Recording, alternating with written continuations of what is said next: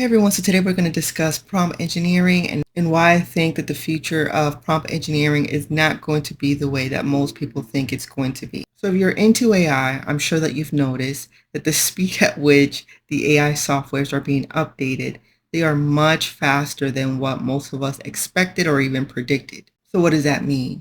Well, if we start looking at different AI softwares, especially in the graphic design world, we're going to start noticing that most of them are moving towards the corporate level. And why is that important? Well, it's simple. As a research scientist, when we're using AI software on the back end, we actually remove limits. We make sure that we optimize our databases on predetermined parameters. And that's what I'm starting to notice now from a lot of these companies that are creating prompts. For example, if we're going to look at software that creates text to image assets, they're going to make sure that they're already creating a user interface that has those parameters for all users. They don't need to be photographers in order to try to come up with a prompt or to try to come up with, a focal length of a camera lens. They're not going to try to turn you into an artist. They're going to try to make the process as easy as possible. And one of the best examples of this is the user interface from Adobe Firefly. So let me go ahead and show you that real quick. When we're looking at the Adobe Firefly interface, we can see that they already created so many different parameters. You don't have to be a photographer or designer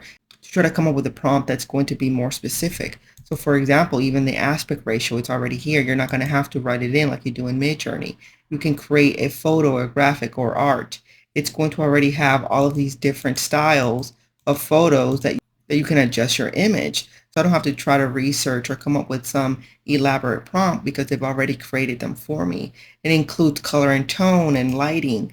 And I love the lighting features because, for example, it already tells you, hey, we can adjust it to golden hour or studio lighting or low lighting.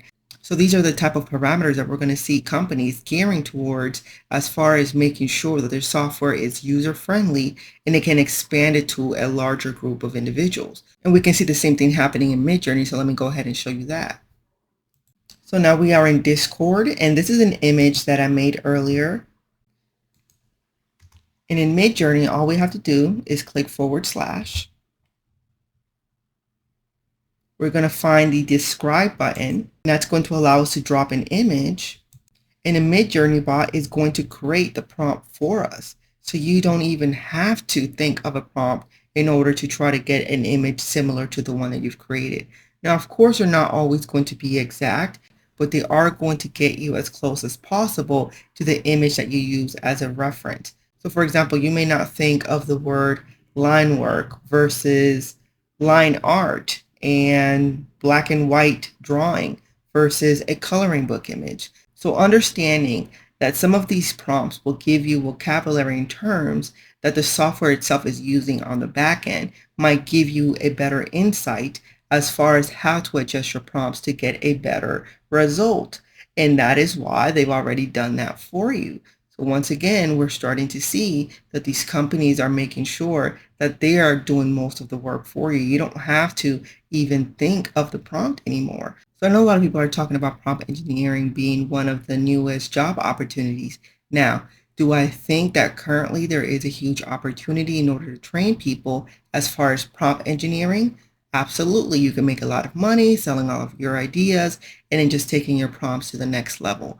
But at the same time, you guys have to be aware that companies now are optimizing their user interface. They're making sure that the user experience is going to be based on ease of use, the path of least resistance, because now it's moving from the experimental phase and it's going to move into the corporate phase. And that's when we're going to start seeing companies trying to expand to the global population. They're not going to try to limit themselves to the small group of individuals who just like to test out AI tools. We're going to start to see it more as a normal process. More individuals are going to be exposed to using these tools. So I just wanted to bring this up so that more individuals can be aware. I don't want you guys to think that prompt engineering is going to just be the biggest opportunity as far as AI, because as quickly as individuals are trying to optimize prompts, you have to remember that these companies are trying to expand at an even faster rate in order to attract a larger population of consumers. And if you understand marketing, The last thing that you want is confusion. We're going to see more companies leaving Discord. They're going to go on their own websites. Once they're on their own websites, they're going to improve their user interface the way Adobe Firefly has set up their website. And we're going to see that things are going to get much easier. They're going to move towards task-related parameters. That means that companies are going to start diversifying per groups of individuals. So they may start creating task-related software specifically for photographers, or they may start doing it for the real estate industry or the interior decorating industry, meaning now they're going to bring in individuals who are professionals. They're going to start bringing in those parameters. So then now we're going to have professionals using this software created specifically for their industry. So even a beginner or an individual who's entering that industry have everything already set out for them. It's not going to be a guessing game. And that's actually the future of where I want most of you guys to focus on, is understanding that task-related AI services probably have a larger potential versus trying to just create prompts for one population. And rather than focusing on just text to image and AI, if you move towards AI tools for specific niche industries where the user interface is targeted towards task-related parameters, you're going to increase the likelihood of being able to develop a business that is going to attract professionals who actually need these predetermined parameters that are going to improve the ease of use for them. It's going to save them time rather than having those individuals having to look up, hey, how do I use prompts? How do I put in these prompts? Maybe I'm new to this industry. What are terms for those industries? You want to be the solution for them. You are going to do the work. You're going to create the parameters for them. And that's when individuals are going to look towards you as the solution. They don't have to think about prompts. They don't have to think about different styles of lighting. That is the purpose of AI, to make things easier for individuals and to save time. And that is where the real business is at. It's not really in the prompts, because the major companies are already moving towards corporate level. They're all going to be moving towards this next type of business model. So I hope now at least you are aware of it. You're going to understand where the industry is going to move towards so you don't get left behind. And then you'll be able to continue making money by optimizing and making the process easier for your consumers.